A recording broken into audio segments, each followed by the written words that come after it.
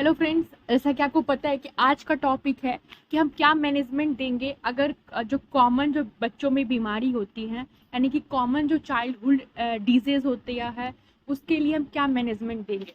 अक्सर ये 2 मार्क्स में भी क्वेश्चन आते हैं, लॉन्ग क्वेश्चन शॉर्ट क्वेश्चन में आते हैं। ठीक है, तो सबसे पहले ऐसा आएगा कि name the 2 common childhood disease. ठीक है, तो उसमें कॉमन जो होता है वो फीवर होता है। फिर आप ये लिख सकते हो डायरिया, बच्चों में डायरिया बहुत ज़्यादा होती है। ठीक है, फिर ये भी आप लिख सकते हो कॉन्स्टिपेशन। क्या? कॉन्स्टिपेशन। ये सब जो बीमारियां हैं ये कॉमन बीमारियां हैं जो हर एक बच्चों में देखा जाता है। ठीक है, तो हमें जो पढ़ना है आज के इस वीडियो में वो मैनेजमेंट पढ़ना है। ठीक है, उस डिजीज कंडीशन के बारे में नहीं पढ़ना है।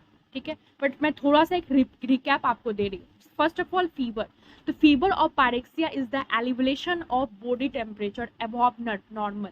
कह रहा है कि फीवर को हम पायरेक्सिया भी बोलते हैं। फीवर को क्या बोलते हैं? पायरेक्सिया भी बोलते हैं। ठीक है, एलिवेशन है, बॉडी टेम्परेचर का एलिवेशन ही फीवर होता है। एलिवेशन का मतलब क्या होता है?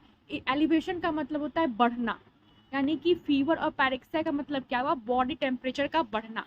ठीक है, तो बॉडी टेम्परेचर का बढ़ना तो नॉर्मली कितना होता है? नॉर्मल जो बॉडी टेम्परेचर होता है 37 डिग्री सेल्सियस, और फ़ारेनहाइट की बात करें तो 98.4 डिग्री फ़ारेनहाइट।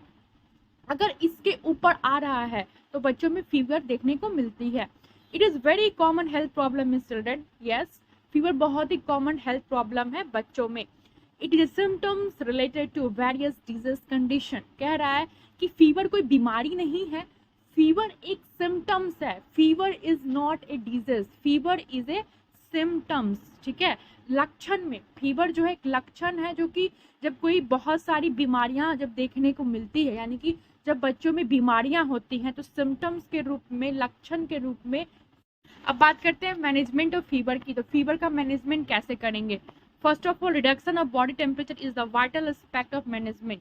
देखिए, वाइटल का मतलब होता है इम्पॉर्टेंट। वाइटल का मतलब क्या होता है? इम्पॉर्टेंट। ठीक है, तो कह रहा है कि जो बॉडी टेम्परेचर जो रिड्यूस होता है ना, वो सबसे ज़्यादा इम्पॉर्टेंट मैनेजमेंट है। अगर आप मैनेजमेंट कर रहे हो फीवर का, तो सबसे जो मेन इम्पॉर्टेंट क्या है कि बॉडी टेम्परेचर को रिड्यूस करना। सेकेंड है, it can be done by giving टैपिड sponge, या फिर आप टैपिड स्पॉन्ज दो। टैपिड स्पॉन्ज का मतलब सिंपल मीनिंग होता है ठंडा पट्टी करना। जैसे कि बच्चा है तो बच्चे के सर पे क्या होता है कि एक जो पानी पानी का मान लीजिए कि ये कटोरी है, इसमें जो है रुमाल को या फिर कुछ भी कपड़े को डालकर, या कॉटन का आता है, उसको डालकर जो है भिगो कर एक ठंडी पट्टी सर पे कर दी जाती है। ठीक है, इसी को कहते हैं tepid sponge. Applying ice bag और fanning in a cool airy environment. कह रहा है या तो फिर आइस बैग जो है अप्लाई कीजिए, क्योंकि पहला ही मैनेजमेंट आपका था रिडक्शन ऑफ बॉडी टेम्परेचर। या फिर कोई ठंडी हवा जहाँ चल रही है वहाँ पे बच्चे, वहाँ पे जहाँ पे अच्छी वेंटिलेशन है, वेंटिलेशन इन द सेंस कि जहाँ पे अच्छी हवा आ रही हो, तो वहाँ पे जो है आप बच्चे को रखिए। फिर कह रहा है एडमिनिस्ट्रेटिंग एंटीपायरेटिक ड्रग्स पैरासीटामोल 10 से 15 mg/kg of body weight. Antipyretics मतलब जो फीवर को रिड्यूस करे, पैरासीटामोल 10 से 15 kg mg। Provision of rest and comfort to reduce metabolic rate. ठीक है, रेस्ट दीजिए, कंफर्ट दीजिए ताकि उसका मेटाबॉलिक रेट रिड्यूस हो सके। Allowing more oral fluid to prevent dehydration are important supportive measure. Oral fluid जो है और ज़्यादा देने के लिए, ताकि जो बच्चे का डिहाइड्रेशन है, क्योंकि फीवर में स्वेटिंग होती है, स्वेटिंग की वजह से बॉडी में वाटर का लॉस जाता है, डिहाइड्रेशन को कम करने के लिए ये ज़रूरी है। Maintenance of personal hygiene. Personal hygiene इसलिए मेंटेन करना ज़रूरी है ताकि इन्फेक्शन ना हो। फिर कह रहा है arrangement of toys and other play material to help the cooperate and adjust with their illness. ठीक है, टॉय को या फिर प्ले मटेरियल को लेना है ताकि वो जो इलनेस है उससे एडजस्ट कर सके, क्योंकि बच्चे को फीवर अगर आसपास टॉय होगा तो अच्छे से खेल पाएंगे। Monitoring and recording vital sign. Proper जो है वाइटल साइन जैसे टेम्परेचर है, पल्स है, सब कुछ आप जो। अब बात करते हैं वॉमिटिंग की। Vomiting is the most common symptoms found during infancy and childhood. कह रहा है कि वॉमिटिंग क्या है? तो वॉमिटिंग एक कॉमन सिम्टम्स है। बच्चा जन्म लेते ही तुरंत वॉमिट करने लगता है ना? थोड़ा सा दूध पिलाओ वॉमिट करने लगता है। तो बचपन में हम सभी जो है वॉमिट किए होंगे। तो आज इस पढ़ते हैं। It is a reflex process govern by the vomiting of the medulla oblongata. कह रहा है कि ये रिफ्लेक्स प्रोसेस है। Reflex process in the sense कि जैसे कि अगर स्टमक में मान लीजिए आप पार्टी में गए, फंक्शन में गए, बहुत ज़्यादा कोच के आपने खा लिया, कोच इन द सेंस कि बहुत सारा खाना खा लिया, देन क्या होती है, एसिडिटी होती। एसिडिटी की वजह से क्या होता है, वॉमिटिंग होती, ताकि स्टमक में जो भी अनडाइजेस्टेड फूड थे ना वो बाहर निकल सके, है ना। तो ये क्या है, रिफ्लेक्स प्रोसेस है। ये एक रिफ्लेक्स प्रोसेस है, इसी को कहते हैं रिफ्लेक्स एक्शन, ठीक है। उसके बाद ये क्या कह रहा है, मेडुला ऑब्लंगेटा। आप सभी ने एनाटॉमी एंड फिजियोलॉजी में पढ़ा होगा कि बेसिकली क्या होता है कि हमारा जो ब्रेन है ना, तो ब्रेन के पास क्या होता है, मेडुला ऑब्लंगेटा होता है। मेडुला ऑब्लंगेटा जो होता है, हमारा जो ब्रेन है और हमारा जो स्पाइनल कॉर्ड है, ठीक है, उसको जो है अटैच रखने का काम कौन करता है, मेडुला ऑब्लंगेटा, ठीक है। तो मेडुला ऑब्लंगेटा जो है अटैच करके रखता है ब्रेन को और स्पाइनल कॉर्ड को।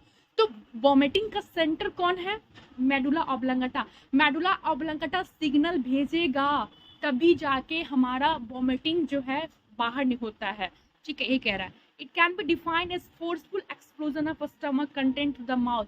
व्हाट इज वॉमिटिंग, वॉमिटिंग क्या है, तो फोर्सफुल एक्सप्लोजन है। एक्सप्लोजन का मतलब क्या होता है, एक्सप्लोजन का मतलब होता है बाहर की तरफ फेंकना। एक्सप्लोजन मीन्स बाहर की तरफ फेंकना, ठीक है। फोर्सफुल क्यों, ऐसा तो नहीं है कि बस बहुत जोरों की वॉमिटिंग हो रही तो क्या होता है, बहुत जोर से इंसान बाहर की तरफ फेंकता है। बॉडी फोर्स करके, ताकत लगा के, फोर्सफुल इन द सेंस की ताकत लगा के बाहर फेंका जाता है, ठीक है। इसलिए कहा जा रहा है forceful explosion of stomach content. पेट के जो भी कंटेंट है, पेट में आपने जो भी खाया था वो बाहर निकलेगा मुंह के थ्रू, मुंह के रास्ते, ठीक है। चलिए, ये तो हो गई वॉमिटिंग क्या है। अब बात करते हैं मैनेजमेंट की, जो कि आज का टॉपिक है।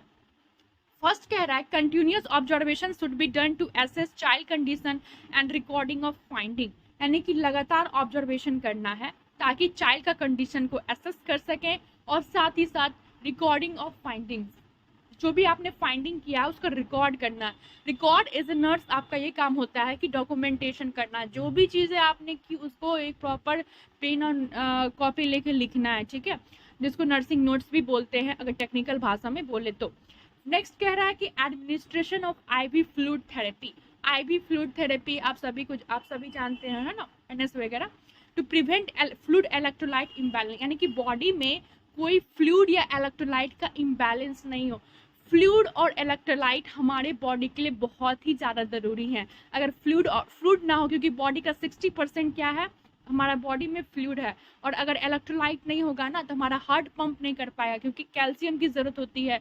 मसल्स को कॉन्ट्रैक्ट करने के लिए कैल्शियम की ज़रूरत होती है, and calcium is a type of electrolyte, है ना। तो इलेक्ट्रोलाइट नहीं होगा तो हमारा क्या, हार्ट का जो मसल्स है वो कॉन्ट्रैक्ट होगा।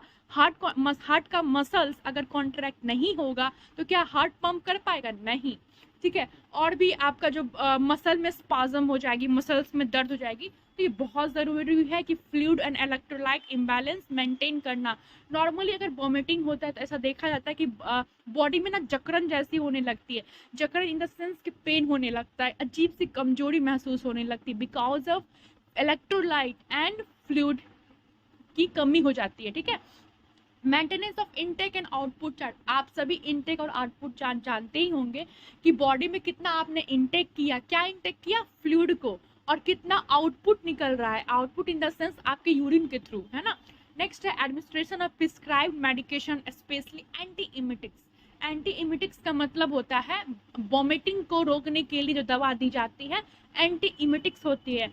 फॉर एग्जाम्पल फीवर को रिड्यूस करने के लिए एंटी पायरेटिक्स होता है। तो एंटी जब भी लग जाए तो दुश्मन है उसका। इमिटिक्स का मतलब क्या होता है, इमिटिक्स का मतलब होता है वॉमिटिंग, एंटी लग गया तो उसका दुश्मन हो गया, ठीक है। नेक्स्ट है arrangement of plan, investigation of blood, x-ray, ultrasonography of abdomen, scanning etcetera. फिर आप जो है वही वगैरह एक्सरे वगैरह करवाओगे,